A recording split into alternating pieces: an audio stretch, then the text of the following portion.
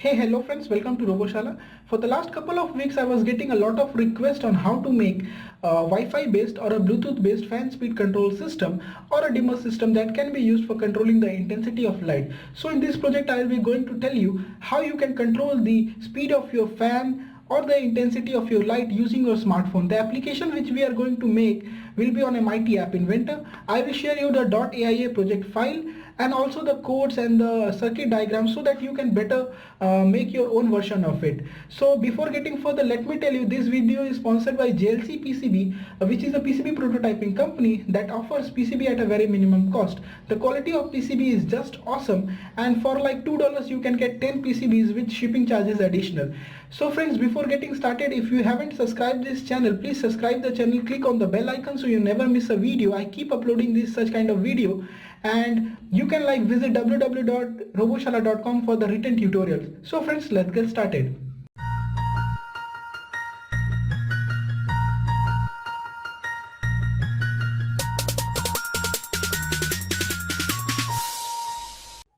For creating the PCB layout, I have used an online tool that is EasyEDA. Once you make your layout, you can directly click on this Gerber icon, and from here you can directly order at JLC PCB. Click on continue, save to cart, and check out. So here we have our parcel and it is shipped in India in under 5 days. So it came with DHL. So it comes in a bubble wrapping. Let me just open this. You can see the PCB quality, it's a kind of very good. So here we have our PCBs. After soldering all the components in position, we have something like this. Here you can see we have our triac, which is the BTA12, which can handle current rating of around 8 amperes. Here we have MOC3021 MC12E, and at the back side we have our bridge rectifier, which is MB10S, and here we have our PIC12F1840 and the resistors and the capacitors along with it. You can see here I have given like 4 pins. So these are the digital pins. Since I am going to control this module digitally, so I have made these 4 pins, input pins D0, D1, D2 and D3. Here you can see we have like A0 and A1. So if in case you want to control this module with analog values, you can do the same, but for this video I will be controlling this module with digital inputs. And this is the onboard 5V supply. That will be given to this board and the ground. For the connectors, here we have the AC input and the load. So at the terminal, load terminal, we will be connecting our bulb or fan. So let me just show you a basic connection and connect it with our NodeMCU. So I have made the connection. As you can see, in the AC input I have connected a plug, and this red one is the live wire and this one is the neutral, and this is also the neutral for the load wire. So at load I have connected a holder. So for an example I will be showing you a bulb. Okay, so for an example I will be showing you a bulb, but here you can connect your appliances that is rated for like less than 8 amperes. So you can connect your fan also over here. So we are done with this AC connection, and now in this part you can see on NodeMCU we don't have like 5V supply, onboard supply, so we are giving 3 volts and ground from NodeMCU. So as you can see I have connected the 3V and ground to the 5V and ground of this module, and for the data pins you can see D0, D1, D2, D3 is connected to our pins D0, D1, D2, D3. Since I am using this module in a digital mode, as you can see here we have like 4 data pins. For 2 to the power n we get 16. That means we can get 16 steps of controlling the dimming effect. From this table you can see whenever we make the pins D0, D1, D2, D3 in a particular state, that is 000, 001, we get different kinds of dimming steps. For 000 we get the bulb, we get it in the on position, and for 1111 in a low position, that is in off position. So let me just show you a basic code how it works. So now here we are in Arduino IDE. You can see I have initialized the pins of NodeMCU D3, D2, D1 and D0 as the D3, D2, D1 and D0 respectively. So these are the pins which are connected to the data pins of the module, and in void setup I have made this module as an output, and in void loop we have made these pins high and low according to the sheet or the chart that I have shown you in previously, and with a delay of 1 second. So there are like 16 levels of brightness over here. With every 1 second it is going to change its brightness. As you can see in this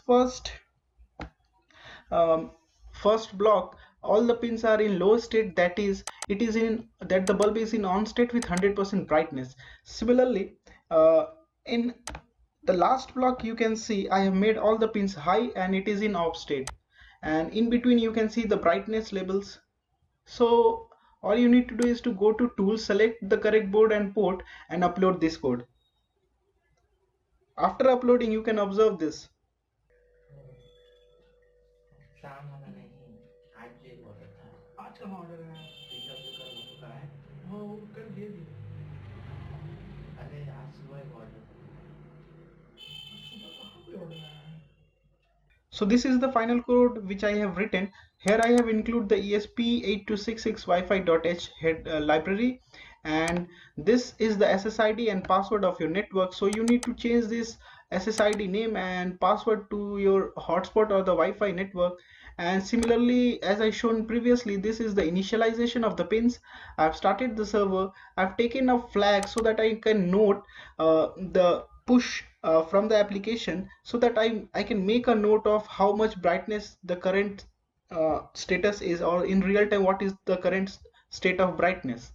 And in void setup I have like initialize those pins as an output, and these are the blocks for how it gets connected to the network with the same SSID and the password. Okay, and everything happens in this loop. So here you can see whenever I am requesting whenever a request index of slash off is being observed, it makes those pins high, that is it turns off the light. And similarly I have used here 5 different steps. As you can see, the code is very simple. I will comment every line so that you can better understand. So let us upload the code and see how it works. Making the application I have used an online MIT App Inventor tool, where you need to drag this user interfaces, and it is very easy. I'm going to share you the .aia file. All you need to do is to import that AIA file, as you can see over here. So all you need to do, import that AIA file, and you will get something like this.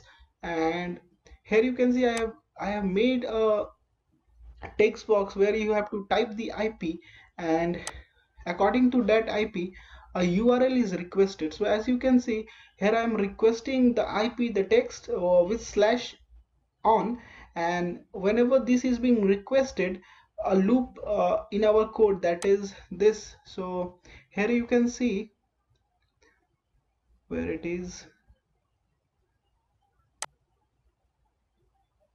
So here you can see I'm whenever a slash on, that comes from this thing. So whenever this is requested, we read this index, okay, and we run a loop. So under this we have written something, sorry, this is the final code. So we have written all these pins in low state, that means it turns on the light. Similarly for the different brightness. So the application is very easy, as you can see. And after you have made the changes to your application, all you need to do is to go to this and generate a APK.